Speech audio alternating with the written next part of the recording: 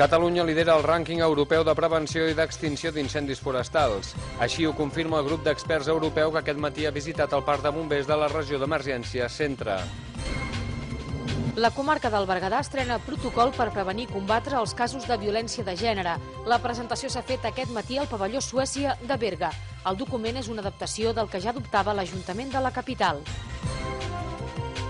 L'Institut Català de Finances concedeix un crèdit valorat en 1,5 milions d'euros per liquidar part del deute acumulat als proveïdors. L'import global en factures pendents ascendeix, però, als 5,8 milions. Actors del musical Hoy no me puedo levantar visiten el Teatre Cursal de Manresa, on durant el mes de gener hi representaran 7 funcions del muntatge que ja han vist milions d'espectadors arreu d'Espanya.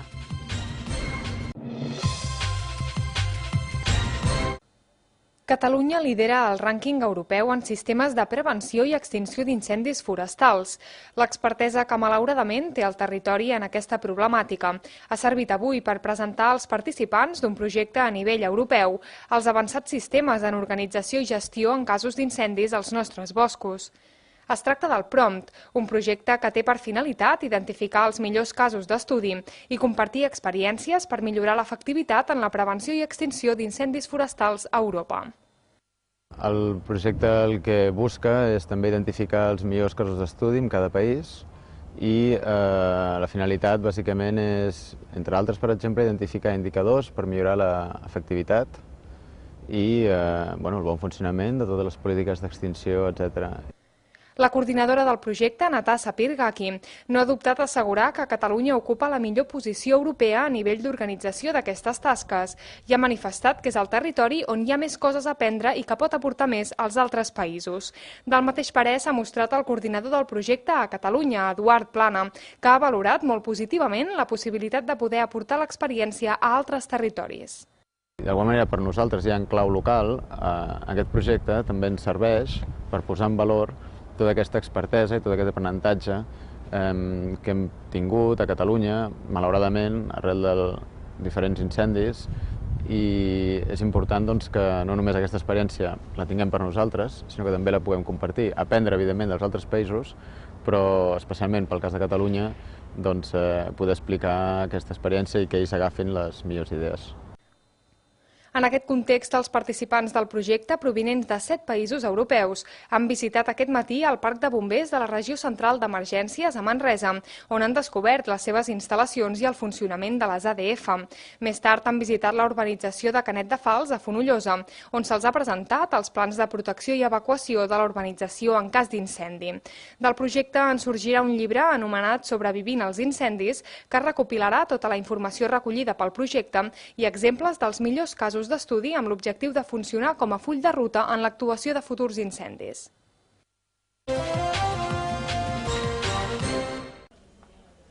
Un circuit perquè les administracions, institucions i agents socials vagin a la una a l'hora d'afrontar els casos de violència masclista. Aquest és l'objectiu del protocol per a l'atenció de víctimes d'aquest tipus d'agressions que s'ha posat en marxa a la comarca del Berguedà. Aquest full de ruta ha de facilitar l'entrada de la víctima a la xarxa assistencial preparada per a aquests casos. L'acte de presentació del nou protocol s'ha fet aquest matí al pavelló Suècia de Berga. Ha sigut un treball d'intercanvi, de consens entre aquestes diferents entitats i professionals per atendre millor a les dones que estan en aquesta situació i també per poder detectar casos que moltes vegades es podien quedar sense atenció. El protocol beu del que ja s'aplicava des de l'Ajuntament Berguedà, a partir del qual s'ha treballat amb una perspectiva ara comarcal i que facilitarà a tots els agents implicats en atendre aquesta problemàtica, més agilitat i decisió, ja que el document marca clarament quines són les accions que cal emprendre davant d'una situació generada per una agressió masclista.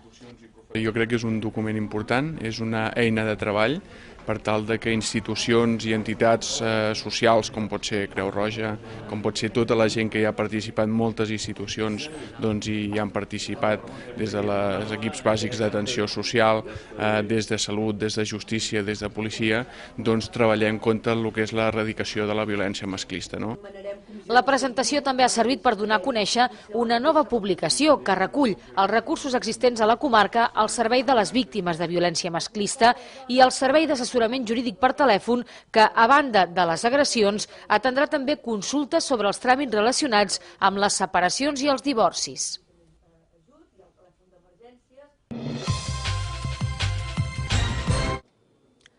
L'Ajuntament de Berga ha aconseguit 1,5 milions d'euros de l'Institut Català de Finances per afrontar part dels pagaments pendents a proveïdors. El consistori ha signat la concessió d'un crèdit que s'esperava materialitzar el mes passat. Aquesta quantitat, però, no serà suficient per cobrir els prop de 6 milions d'euros acumulats en factures a empresaris que en un moment o altre han estat contractats pel consistori berguedà. La notícia ha estat ben rebuda pel sector empresarial de la comarca, ja que eren molts els petits empresaris i autònoms que tenien factures pendents per cobrar amb el consistori. La falta de liquiditat de l'Ajuntament havia posat en una situació difícil alguns d'aquests petits negocis que ara estan a l'espera de saber amb quin calendari té previst treballar l'administració per liquidar aquests deutes.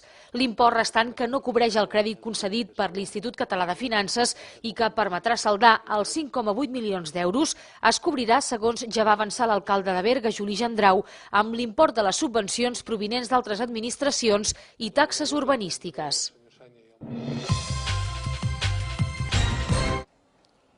Els noms propis dels guardons vegencs que hi va entregar Jove Cambra de Manresa són l'escriptor Josep Tomàs Cabot, el cuiner Jordi Cruz, el celler cooperatiu d'Artés i la plataforma ciutadana de solidaritat Banc dels Aliments de Manresa. Enguany s'ha complert la 23a edició d'aquests guardons, que són el reconeixement a un jove, a un personatge i a una entitat o empresa per la seva contribució al desenvolupament global o sectorial de la comarca del Bages. Són persones sempre molt destacades en els seus àmbits, i sempre persones destaquem, o sigui, la gent que porta la comarca, el Bages, que té els seus coneixements però no ha marxat fora, sinó que sempre treballa des de la mateixa comarca. A l'apartat jove del guardó Jove Cambra ha distingit enguany el cuiner manresà Jordi Cruz, que ha aconseguit amb 32 anys 2 estrelles Michelin per al restaurant L'Angle a Sant Fruitós de Bages. La professió destaca d'ell especialment la seva coherència i la seva idea pròpia de cuina d'avantguarda més enllà de modes i tendències. El celler cooperatiu d'Artés es va crear el 10 de gener de l'any 1908 d'un grup de pagesos d'Artés que es van unir per sumar esforços i formar el Sindicat Agrícola d'Artés, i s'ha fet en aquesta edició amb el guardó vegenc en l'apartat d'empresa. Finalment es va concedir també a la plataforma ciutadana de solidaritat Banc dels Aliments de Manresa el Premi Extraordinari. Aquesta iniciativa popular, sense inscripció política, religiosa ni de cap altra mena, que va aparèixer a l'abril de l'any 2009 amb vocació temporal com a resposta a una necessitat real generada per l'actual crisi econòmica, atén actualment al local de la carretera de Vic a unes 600 famílies i compta amb uns 80 voluntaris.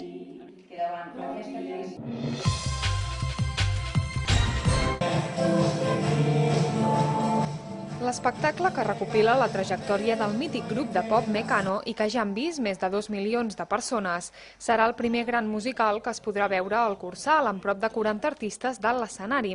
Hoy no me puedo levantar desembarcarà a Manresa del 20 al 23 de gener amb 7 funcions. Ahir, 3 dels seus protagonistes descobrien l'escenari de la Sala Gran, impressionats per les instal·lacions de primer nivell del Teatre Manresà. El president de la productora del musical, José María Cámara, es mostrava convençut que l'espectacle seria tot un èxit a Manresa. I és que el Cursal, de característiques similars al Teatro Rialto de Madrid, on es va gestar l'obra, reuneix les condicions òptimes per una gran experiència de proximitat entre actors i públic. Bueno, Manresa va a ser un exitazo, y sobre todo después de ver el Cursal hoy. Es perfecto como enclave, porque reúne las condiciones más próximas posibles a cómo se creó este musical, que fue en un teatro parecido, un poco menos favorecido que este, porque es más pino en el segundo anfiteatro, que es el Teatro el Rialto en Madrid, y que es una bombonera casi como esta. Así que el Cursal es probablemente uno de los mejores lugares donde vamos a poder estar y va a permitir la experiencia más completa que se produce en un aeropuerto andar, que es la proximidad del público.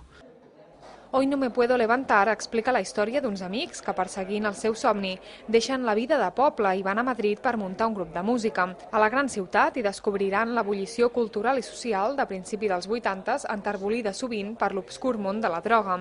En total, 3 hores i mitja d'espectacle que prometen un dels èxits més sonats de la història del Cursal.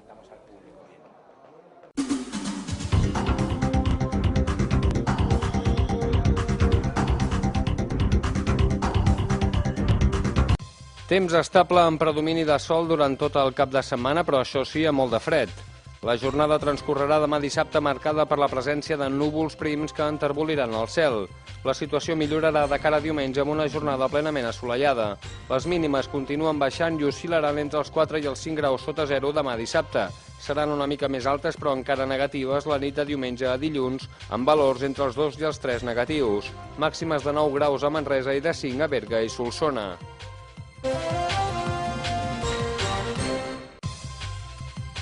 Catalunya lidera el rànquing europeu de prevenció i d'extinció d'incendis forestals. Així ho confirma el grup d'experts europeu que aquest matí ha visitat el parc de bombers de la regió d'emergència Centre. La comarca del Berguedà estrena protocol per prevenir i combatre els casos de violència de gènere. La presentació s'ha fet aquest matí al pavelló Suècia de Berga. El document és una adaptació del que ja adoptava l'Ajuntament de la capital. L'Institut Català de Finances concedeix un crèdit valorat en 1,5 milions d'euros per liquidar part del deute acumulat als proveïdors. L'import global en factures pendents ascendeix, però, als 5,8 milions. Actors del musical Hoy no me puedo levantar visiten el Teatre Cursal de Manresa, on durant el mes de gener hi representaran 7 funcions del muntatge que ja han vist milions d'espectadors arreu d'Espanya.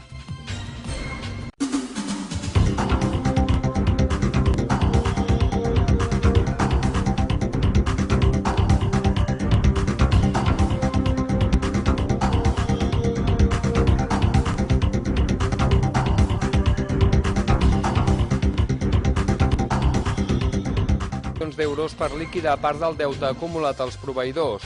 L'import global en factures pendents ascendeix, però, als 5,8 milions.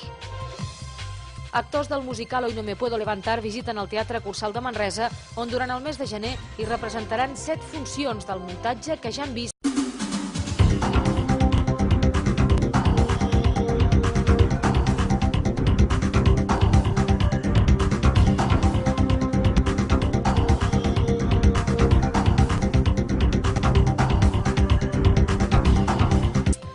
D'espectadors arreu d'Espanya.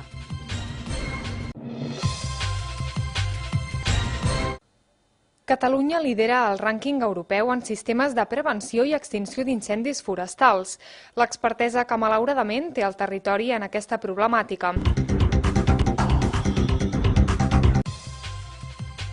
Catalunya lidera el rànquing europeu de prevenció i d'extinció d'incendis forestals. Així ho confirma el grup d'experts europeu que aquest matí ha visitat el parc de bombers de la regió d'emergència Centre.